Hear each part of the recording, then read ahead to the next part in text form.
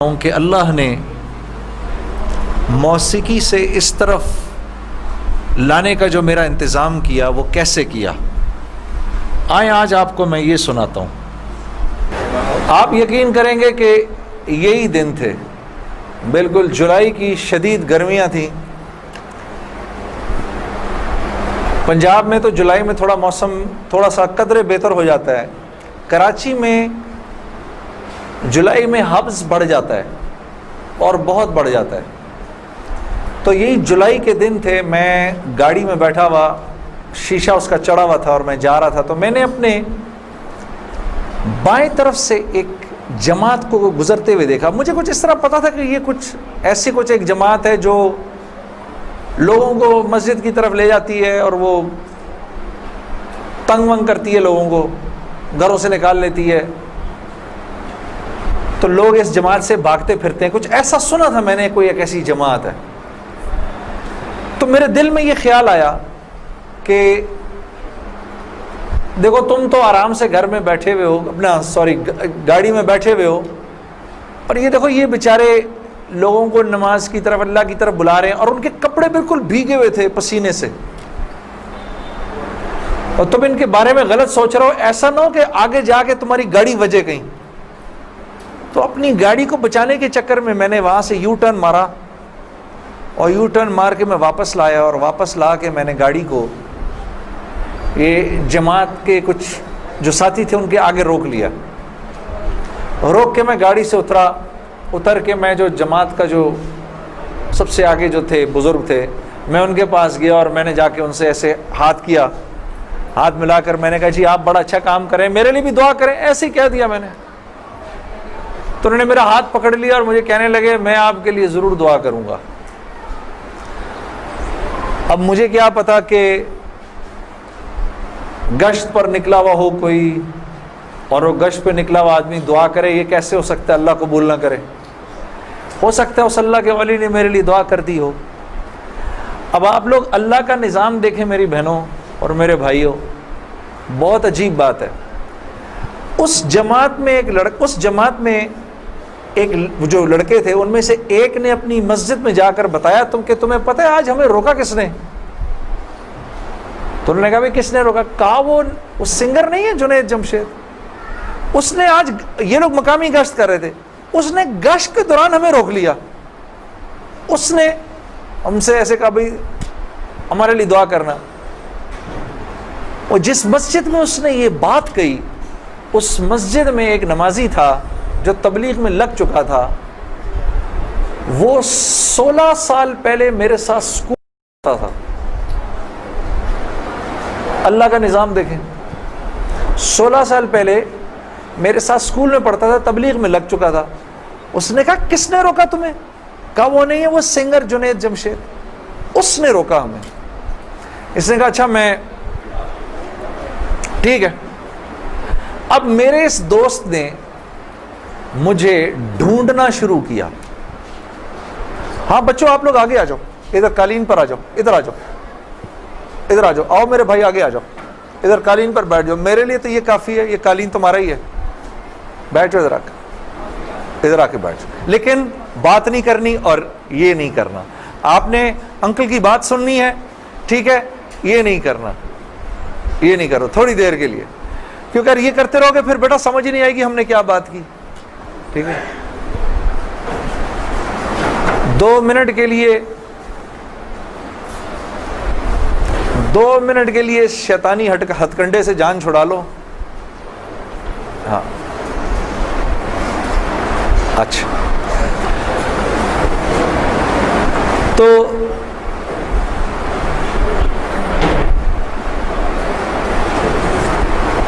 خیر میرے اس دوست نے مجھے ڈھونڈنا شروع کیا، اور اس واقعے کی کوئی تقریباً 1-1.5 مہینے بعد اس نے مجھے ڈھونڈ لیا، اور ایک دن جی میرے گھر فون آتا ہے، جنید۔ اب میں نے جب مجھے پہچانا، اس نے بولا جنید مجھے پہچانا، آپ یقین کریں گے میں 16 سال بعد اس کی آواز سن رہا تھا، میں پہچان گیا۔ میں نے کہا جنید بول رہے ہو؟ ہنسنے لگا، تو مجھے پہچان گیا؟ میں نے کہا میں بالکل پہچان گیا، تو اتنا تو شرارتی لڑکا تھا تو کلاس کے اندر. اور میں نے کہا کیونکہ ہم دونوں کے نام ایک تھے تو تیرے چکر میں بھی بدنام رہتا تھا. ہنسنے لگا، یار کمال ہے تو نے مجھے پہچان لیا. میں نے کہا ہاں میں نے پہچان لیا، میں نے تیرے سے ملنا ہے. میں نے کہا کیوں؟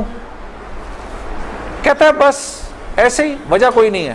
میں نے کہا یار اچھا ہماری زندگی ایسی تھی، شوبز کی زندگی تھی ہماری، کہ ہمارا دل ملنے کو نہیں کرتا تھا کسی سے.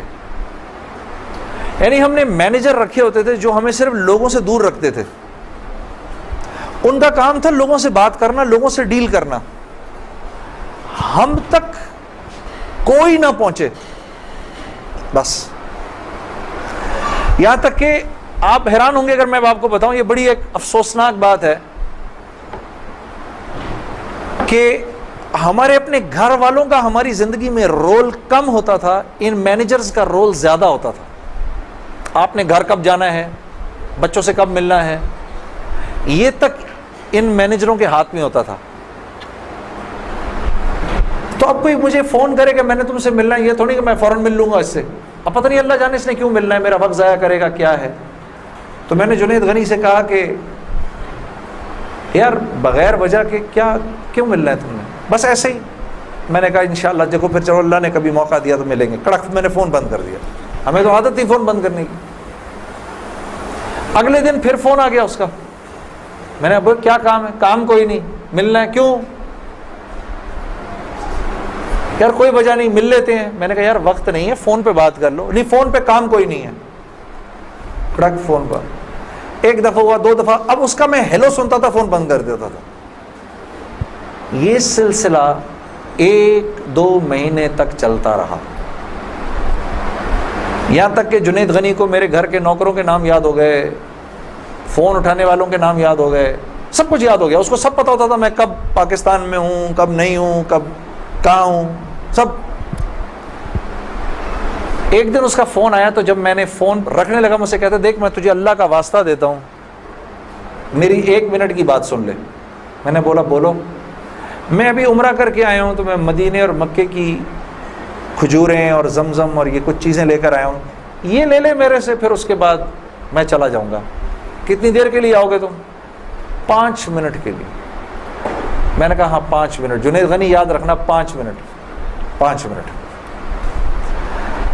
دوپہر کو مجھے یاد ہے 3:30 بجے ابھی تک پلاننگ ہوئی. جنید غنی صاحب آئے. اب میں نے جب جنید غنی کو دیکھا تو میرا تو دماغ ہی چکرا گیا. کیا دیکھتا ہوں، سفید لباس ہی جیسے مولوی صاحب نے پہنا ہوا ہے، سر پہ پگڑی، اتنی بڑی داڑھی، اوپر واسکٹ پہنی ہوئی اس نے، پائنچے اس کے اوپر. میں نے کہا جنید غنی یہ تجھے کیا ہو گیا؟ کہتا ہے مجھے کیا ہو گیا؟ میں کیا کہوں تجھے کیا ہو گیا؟ میں نے کہا یہ تیرا حال تیرے جیسا ہے شیطان، یہ اتنا بڑا بزرگ بنا ہوا، آؤ بیٹھو میرے پاس.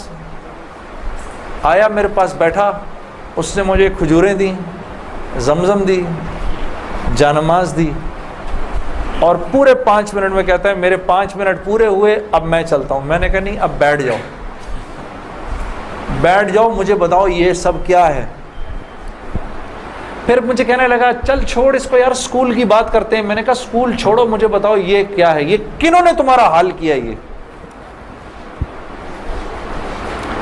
مجھ سے کہنے لگا مل لو ان سے. میں نے کہا ہاں میں نے ان سے ملنا ہے، میں نے ان سے ملنا ہے. آپ سوچو کوئی آدمی تبلیغ والوں کے چنگل میں پھنس جائے، ہاں. تو مجھ سے کہتا ہے کل سے ہمارا اجتماع شروع ہو رہا ہے، میرے ساتھ اجتماع پر چلو. میں نے کہا میں چلوں گا. تو میں کل تمہیں پک کرنے آؤں گا، صبح کے وقت پک کرنے آؤں گا. آپ یقین کرو 5 منٹ کے لیے آیا تھا، 3.5 گھنٹے میں نے بٹھا کے رکھا اس کو اپنے پاس. میں اس سے باتیں سنتا رہا، جنید غنی کیا، پھر کیا ہوا، پھر کیا ہوا، پھر کیا ہوا، کیا ہوا، کیا ہوا. آخر میں نے کہا میں تمہارے ساتھ اجتماع پر چلوں گا. خیر جی میں تیار ہو گیا. میں نے اپنی نئی صاف ستھری جینز نکالی، اپنی میں نے ٹی شرٹ نکالی، لمبے لمبے میرے بال تھے. ہاں میں تیار ہو گیا جس طرح میرا خیال تھا بہترین طریقے کا تیار ہونے کا, میں ہو گیا تیار.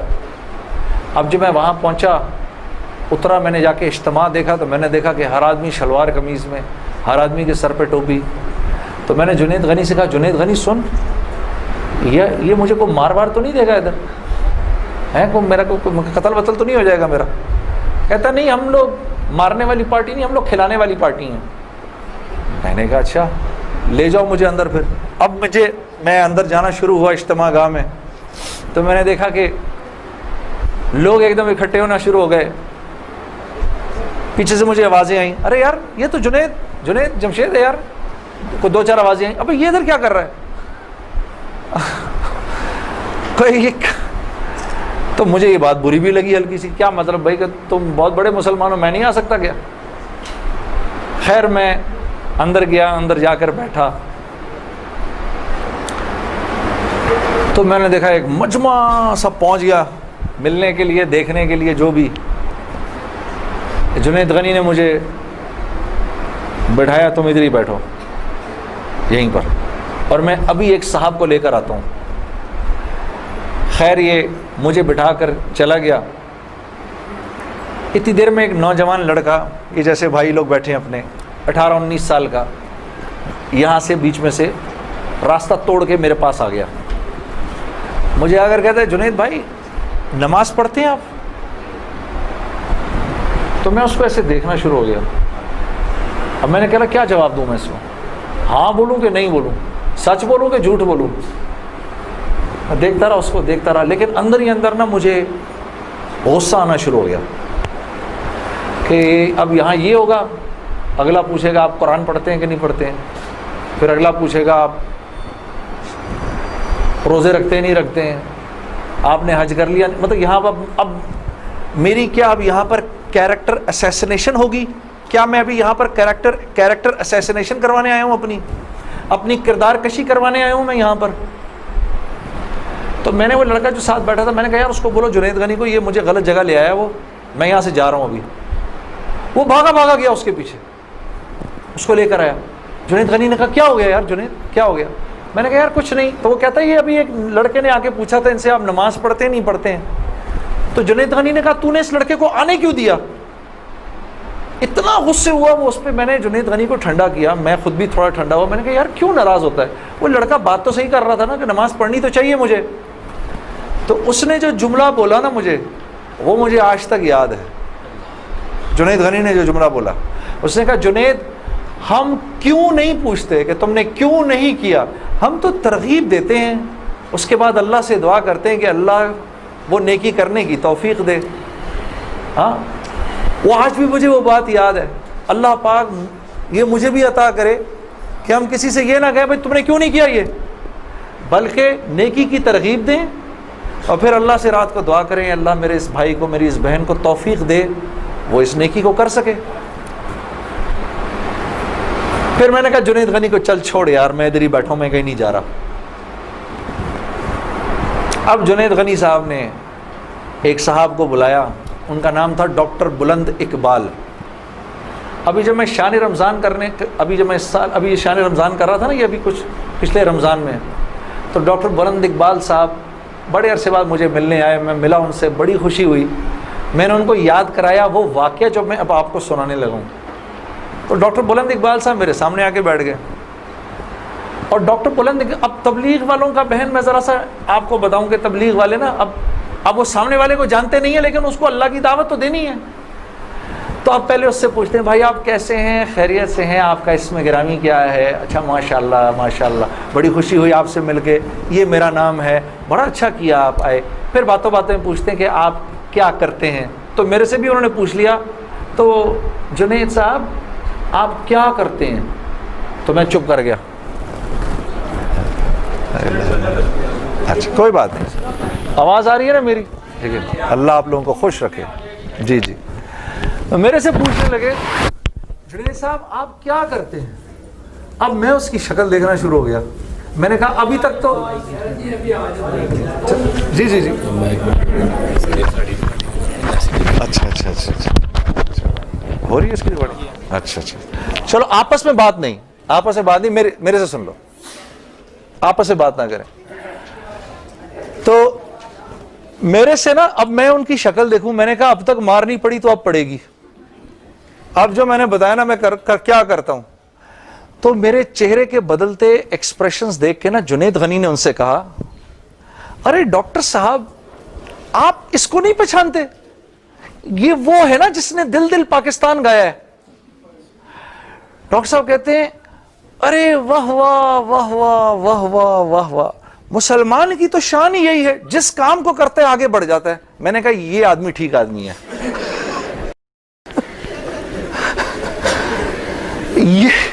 یہ بالکل ٹھیک آدمی ہے, اس سے کرو دوستی. تو بعد میں میں نے ڈاکٹر صاحب سے کہا, ڈاکٹر صاحب یہ جواب آپ کہاں سے لائے اتنا خوبصورت سا؟ تو مجھے کہنے لگے, یار میں نہ تجھے جانتا نہ مجھے یہ پتا دل دل پاکستان کیا.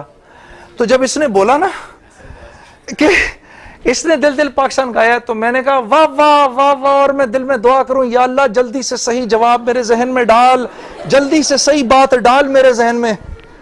تو میں نے فٹ کہہ دیا, اور یہ بات میرے دوستو ہے بھی سچ کہ مسلمان کی شان یہ ہے, مسلمان جس کام کو کرتا ہے نا, مسلمان اس کام میں آگے بڑھ جاتا ہے.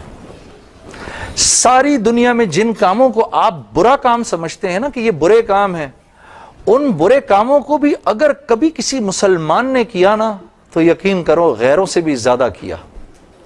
ہاں یقین کرو, مسلمان ایک عجیب امت ہے, ہم سے بہتر کوئی نہیں. کنتم خیر امہ, بس یہ ہر لائن سے بہترین امت ہے. جس کو اللہ ہی کہہ دے تم بہترین ہو, تو پھر ہمیں دوسروں سے پوچھنے کی کیا ضرورت ہے کہ ہم اچھے ہیں کہ برے ہیں. ہاں,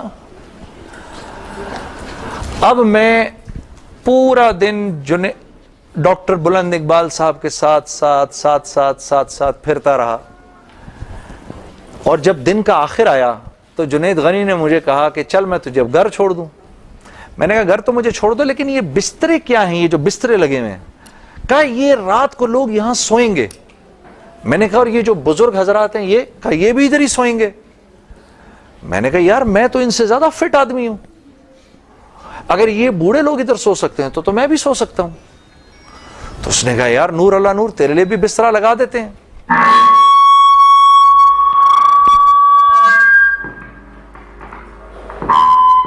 جی اب ٹھیک ہے. تو مجھے کہنے لگا تیرے لیے بھی بسترا لگا دیتے ہیں. میں بھی سو گیا ادھر ہی اس رات کو.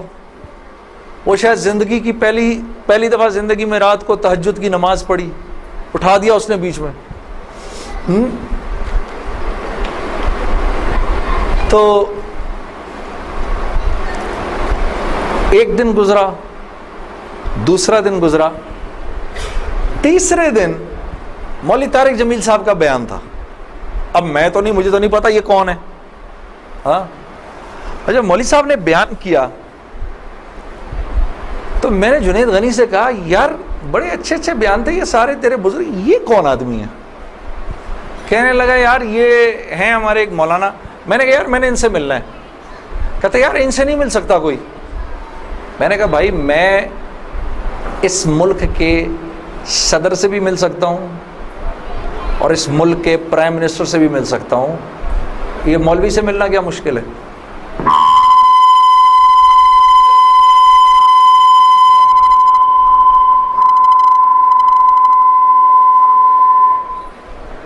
اب ٹھیک ہے,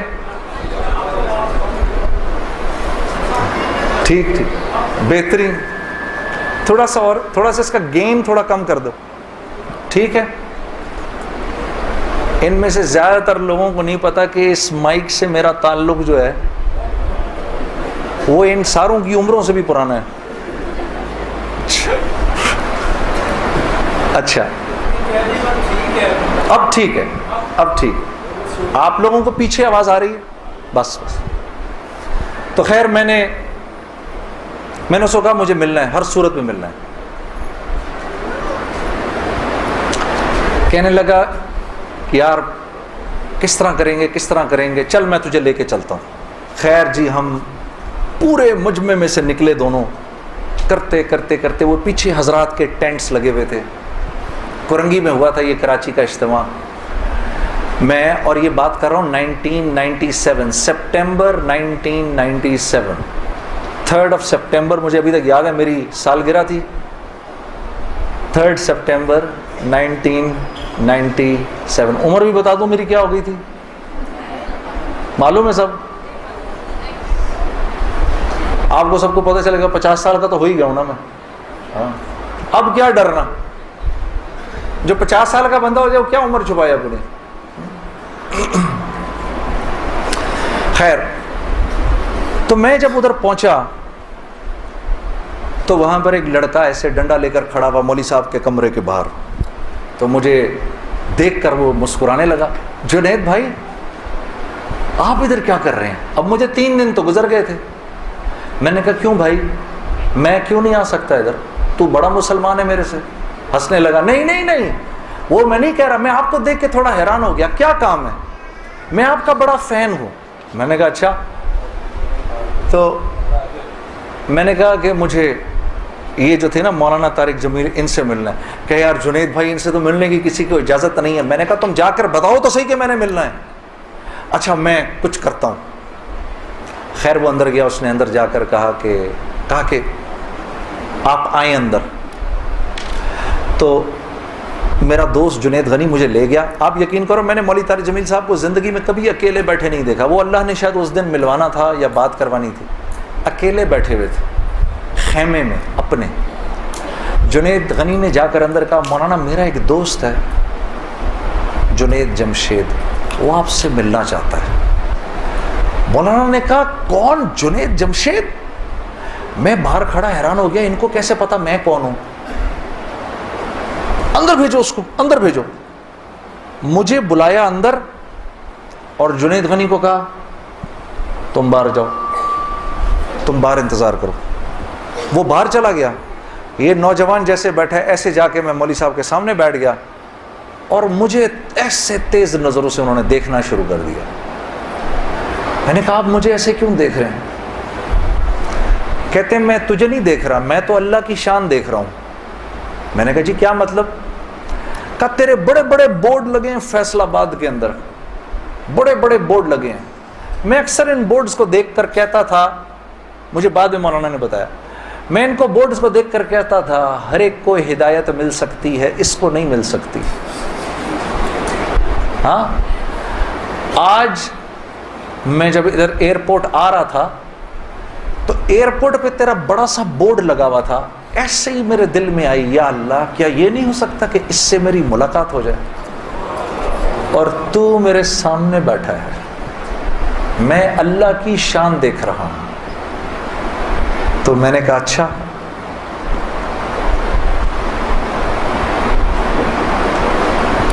کہنے لگے دل دل پاکستان تو نے گایا ہے؟ میں نے کہا جی. میں نے کہا آپ نے سنا ہے؟ کہا نہیں سنا تو نہیں, بسوں کے پیچھے لکھا دیکھا ہے. میں نے کہا چلو یہ کسی یوں پہنچا نہ پہنچا, آئے تو صحیح برسر الزام ہی آئے, ہاں ہوٹوں پہ کبھی ان کے میرا نام ہی آئے, آئے تو صحیح برسر الزام ہی آئے. میں نے کہا چلو یوں نہیں تو یوں سے, تعارف یوں نہیں ہوا تو یوں ہو گیا, بسوں کے پیچھے تو لکھا دیکھ لیا.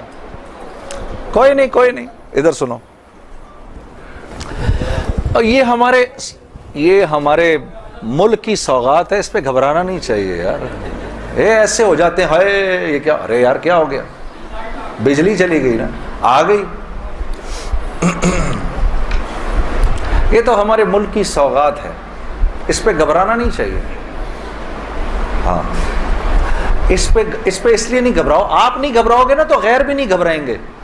جب آپ گھبرا جاتے تو غیر بھی کہتے ہیں ہاں یار کوئی عجیب سی بات ہو گئی ہے. تو ہاں ان کو بھی بولو یوز ٹو ہو جاؤ بھائی, ہم لوگ مل بانٹ کے کھانے والے ہیں, کبھی آپ کے گھر نہیں تو کبھی ان کے گھر نہیں, ہاں کبھی میرے گھر تو کبھی آپ کے گھر. تو اس پہ گھبرانا نہیں چاہیے. خیر, تو میں نے مولوی صاحب سے کہا مولانا میرا ایک سوال ہے. ایک پاکستانی نوجوان میری عمر کا, جس نام شہرت کا تصور بھی نہیں کر سکتا، وہ سب کا سب میرے پاس موجود ہے، لیکن میں اندر سے خالی ہوں۔ لوگ اس بات کو نہیں جانتے، لوگ سمجھتے ہیں کہ میں بہت خوش ہوں، لیکن میں اندر سے بہت پریشان ہوں، بہت اضطراب ہے، اور اس کی وجہ مجھے سمجھ نہیں آتی۔ فرمانے لگے تیرا مسئلہ یہ ہے کہ تجھے چوٹ لگی ہے سیدھے گھٹنے پر اور تو مرم لگا رہا ہے الٹے گھٹنے پر۔ میں نے کہا جی وہ کیسے؟ فرمانے لگے دیکھو اللہ نے انسان کو دو چیزوں سے بنایا ہے، ایک مٹی سے بنایا ہے، ایک جسم سے بنایا ہے جو کہ مٹی کا بنا ہوا ہے، اور ایک روح ہے جو اللہ کا امر ہے۔ ٹھیک؟ تو جسم کیونکہ مٹی کا ہے اس لیے اللہ نے اس کی ہر ضرورت کو مٹی میں رکھا ہے۔ جو کھانا ہم کھاتے ہیں، جو کپڑے ہم پہنتے ہیں، جو پانی ہم پیتے ہیں، جن گھروں میں ہم رہتے ہیں، جو چیزیں ہم استعمال کرتے ہیں، یہ سب جسم کی ضرورت کی چیزیں ہیں، اور کیونکہ جسم مٹی کا ہے تو اللہ نے ان تمام ضرورتوں کو مٹی میں رکھا ہے۔ روح اللہ کا امر ہے، یہ آسمانوں سے آئی ہے تو اس کی خوراک بھی آسمانوں پر ہے، زمین میں نہیں ہے۔ پھر فرمانے لگے اگر میں تم کو سونے کے ایک محل میں بند کر دوں اور 4 دن کھانے کو نہ دوں تم کیا کرو گے؟ میں نے کہا ظاہر سی بات ہے میں چیخوں گا کہ مجھے کچھ کھانے کو دو۔ کہا بس یہی حال تیری روح کا ہے کہ تیرا جسم اچھے اچھے کپڑے پہنتا ہے، بڑی بڑی گاڑیاں چلاتا ہے، اچھے اچھے محلوں میں رہتا ہے، اور تو اپنے آپ کو سیٹسفائی کرنا چاہتا ہے، لیکن اندر تیری روح جو ہے وہ بھوکی ہو کے جب چیختی ہے تو تیرے سر میں درد ہوتا ہے، تو اس روح کی بھوک کا بھی تو علاج کر۔ تو میں نے کہا اس کی خوراک کہاں ہے؟ کہا یہ آسمانوں سے آئی ہے تو اس کی خوراک بھی آسمانوں پر ہے، زمین میں نہیں ہے۔ اور دل کے سکون، چین اور اطمینان کا تعلق اس مٹی کے بنے ہوئے جسم سے نہیں ہے بلکہ اس آسمان سے آئی ہوئی روح سے ہے۔ تو میں نے کہا اس کی غذا کیا ہے؟ فرمانے لگے اس کی غذا اللہ کا کلام ہے، اللہ کے حکم ہے، اس کی غذا نبی کی زندگی ہے، نبی کے طریقے ہیں، نبی کی سنت ہے۔ وہ جب تک اس کو ملیں گے نہیں یہ بھوکی رہے گی، اور جب یہ بھوک کر چیخے گی تو پھر تم تو مسلمان ہو، تمہیں تو پتہ ہے، غیروں کو تو پتہ نہیں، وہ دماغ کی اس چیخ کو سلانے کے لیے کبھی شراب پیتے ہیں، کبھی نشے کرتے ہیں، لیکن یہ تو جب تک روح بھوکی ہے اس وقت تک اندر سے تم مضطرب رہو گے، سکون چین نہیں ملے گا۔ اور پھر قرآن کی وہ آیت پڑھی مجھے آج بھی یاد ہے، الا بذکر اللہ تطمئن القلوب، کہ اللہ پاک چیلنج دے رہے ہیں سب کو کہ اگر دل کا سکون، چین اور اطمینان چاہیے میرے بندو، مالداروں، حکومت والوں، دولت والوں، شہرت والوں، اگر تمہیں دل کا سکون، چین، اطمینان چاہیے تو تمہیں مجھ سے تعلق بنانا پڑے گا، مجھ سے یاری لگانی پڑے گی۔ مولانا کی یہ بات سن کر میں تو پہلے ہی پریشان تھا، 3 دن سے بیان سن رہا تھا، میں تو دھاڑے مار کے رونا شروع ہو گیا، روتا رہا بڑے دیر تک۔ پھر جب مجھے تھوڑا سا چین آیا تو میں نے کہا مولوی صاحب اس کا مطلب کیا ہے، میری پوری زندگی برباد ہو گئی؟ تو فرمایا نہیں، بالکل بھی نہیں، کہ یہ معاملہ تم دنیا والوں سے تھوڑی کر رہے ہو، یہ معاملہ تم تو اللہ سے کر رہے ہو۔ اور اللہ کے ہاں معاملہ کیا ہے؟ اللہ کے ہاں معاملہ کیا ہے کہ ابھی انسان اللہ رب العزت سے معافی مانگنے کا ارادہ ہی کر رہا ہوتا ہے، دل میں ابھی خیال ہی آ رہا ہوتا ہے کہ اللہ رب العزت اگلے پچھلے معاف کر دیتے ہیں سارے۔ پھر مجھے فرمایا، یہ مجھے پھر بات سنائی، حدیث قدسی سنائی کہ میرے بندے تو یہ زمین و آسمان سارے کے سارے اگر اپنے گناہوں سے بھر دے، جو کہ تو بھر نہیں سکتا، اگر تمام جن و انس بھی مل جائیں تو بھر نہیں سکتا، لیکن اگر تو نے ایسا کر بھی دیا، ایک مرتبہ اگر تو نے کہا اے اللہ مجھے معاف کر دے، تو نہ صرف یہ کہ ہم تمہیں معاف کر دیں گے بلکہ تم ایسے ہو جاؤ گے جیسے تم نے ان گناہوں کو کیا ہی نہیں۔ میں تو بے یقینی کی حالت میں مولانا کو دیکھنے لگا، میں نے کہا مولوی صاحب واقعی؟ کہا ہاں۔ پھر پوچھنے لگے کیا ارادہ ہے؟ اب میرا ارادہ میوزک چھوڑنے کا تو نہیں تھا کہ میں نے کہا ادھر آؤ، کیا کہ نمازیں بخشوانے آئے، کیا روزے گلے پڑ گئے؟ ہاں جی، میرا تو کوئی پروگرام نہیں تھا میوزک چھوڑنے کا، لیکن گناہ بھی بخشوانے تھے۔ تو پھر مجھے کہنے لگے توبہ کرو گے؟ میں نے کہا مولوی صاحب کس چیز سے؟ کہا اپنی اس پچھلی زندگی سے۔ میں سوچ میں پڑ گیا۔ اچھا، میں نے کہا جی میں توبہ کرتا ہوں۔ میں نے توبہ کی، یا اللہ میوزک چھوڑنے کا تو میرا کوئی موڈ نہیں، یہ مولوی بھی اللہ جانے کیا کہہ رہے ہیں، لیکن اگر تجھے اس سے کوئی میرے لیے بہتر زندگی نظر آتی ہے تو تو مجھے اس زندگی پہ لگا دے کہ واقعی میں چاہتا ہوں کہ تجھے راضی کر سکوں، تجھے خوش کر سکوں۔ اے اللہ پچھلی پوری زندگی پر توبہ کرتا ہوں، اگلی زندگی تیرے حکموں پر چلنے کی کوشش کروں گا۔ اگر تو واقعی ایسا ہے جیسا یہ مولوی صاحب فرما رہے ہیں تو تو مجھے معاف کر دے۔ میں نے کہا توبہ کر لی۔ مولوی صاحب نے کہا اب کیسا محسوس کر رہے ہو؟ میں نے کہا جی بہت ہلکا۔ پھر میں نے کہا لیکن مولوی صاحب بات تو یہ ہے کہ اگر میرے پچھلے سارے معاف ہو گئے اور اس پر اللہ نے اگر جنت دی تو میری تو بہت ہی بڑی جنت ہوگی، آپ سے بھی بڑی۔ تو فرمانے لگے نہیں بیٹا اتنی جلدی نہ کرو، تمہیں وصول تو ہم ہی نے کیا ہے، جو تجھے ملے گا اس سے تو بڑا ہمیں ملے گا ہی ملے گا۔ ہاں، لیکن میں نے کہا مولوی صاحب، اور بہنیں اس بات کی تصدیق کریں گی، موسیقی تو روح کی غذا ہے کہ نہیں؟ ہاں، یہ سیالکوٹ کی خواتین یقین کرو پورے ملک کی پہلی بہنیں ہیں جو کہہ رہی ہیں نہیں، ورنہ اگر کسی نے نہیں بولا تو چپ ضرور رہی ہیں۔ سارے مردوں نے بولا ہے موسیقی روح کی غذا نہیں ہے۔ موسیقی روح کی غذا ہے جی؟ یہ دیکھو اب آواز آئی ہے، اب ایسا لگ رہا ہے کوئی بیٹھ کے سن رہا ہے جی۔ موسیقی روح کی غذا ہے جی؟ شاباش، اللہ آپ لوگوں کو اس پر چلا دے۔ اللہ رب العزت آپ کے موبائلوں میں جتنے بھی گانے ہیں سب اڑا دے اسی وقت، گھروں میں جتنی کیسٹیں ہیں سب ٹوٹ جائیں، اللہ کرے ساری سیڈیاں ٹوٹ جائیں، اللہ پاک ایسے کرے گانے کی آواز ہی نہ سننے کو ملے آج کے بعد آپ میں سے کسی کو۔ یہ سوچ لو، آمین قبول ہو جائے گا، اب سوچ کے بولنا آمین۔ تو مولوی صاحب نے مجھے کہا کہ نہیں، موسیقی روح کی غذا نہیں ہے، موسیقی نفس کی غذا ہے۔ موسیقی کس کی غذا ہے؟ نفس کی۔ یہ واقعی نفس کی غذا ہے، اور یہ ایسا زہر ہے، ایسا زہر ہے، یہ جب اندر جاتا ہے تو پتہ ہی نہیں چلتا کہ نقصان کتنا کر گیا ہے۔ ٹرائی نہ کرنا، لیکن آپ کہیں جا کر اللہ کی بات سنیں، اس کے بعد جا کر 5 منٹ کا گانا سنیں، ساری صفائی ہو جائے گی، سب اندر ساری صفائی ہو جائے گی۔ میں یہ نہیں کہ بعد میں مجھ سے لوگ پوچھتے ہیں حلال ہے حرام ہے، اس کے لیے تو یہ مولوی بیٹھے ہوئے ہیں نا، ان سے پوچھو۔ میں آپ کو وہ بتا رہا ہوں جو ہوتا ہے، میں آپ کو وہ بتا رہا ہوں جو ہوتا ہے، کہ یہ انسان کو بے باک کر دیتی ہے۔ مجھ سے کسی نے پوچھا میں اپنے ملک کے لیے گانا، میں کبھی اپنے ملک کے لیے گانا وہ ایک اور چیز ہے،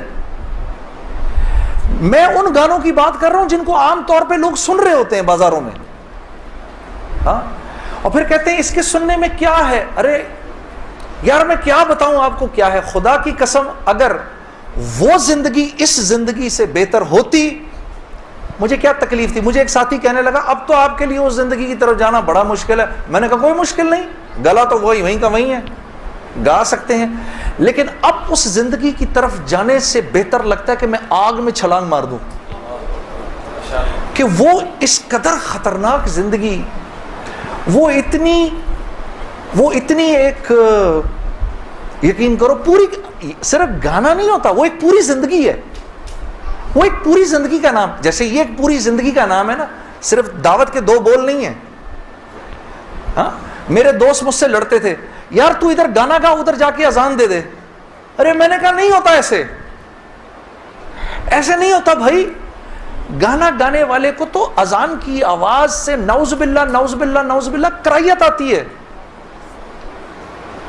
کراہیت آتی ہے۔ مجھے یاد ہے ہم کانسرٹ کر رہے ہوتے تھے اور مغرب کی اذان اگر ہوتی تھی، یقین کرو وہ، کیونکہ وہ تو دعوت کے بول ہیں نا، ادھر تو ایک غلط کام ہو رہا ہے نا، وہ تو دعوت کے بول ہیں. وہ دعوت کے بول جب ہمیں سنائی دیتے تھے تو وہ ہمارے سینے کو پھاڑ کے نکل جاتے تھے. ایسے تھوڑی ہوتا ہے. یہ کوئی کھیل مذاق ہے کیا؟ یا یہ کوئی ٹی وی کا پروگرام ہے کہ جس میں ایکٹنگ ہو رہی ہے کہ نہیں بھئی ادھر جا کر اذان دے دی، ادھر جا کے گانا گا دی، ادھر جا کے اذان دے دی. ایسے نہیں ہوتا. اور پھر اللہ کے نیکی کے کام کرنے کی تو اللہ کی طرف سے توفیق ملتی ہے میرے دوست.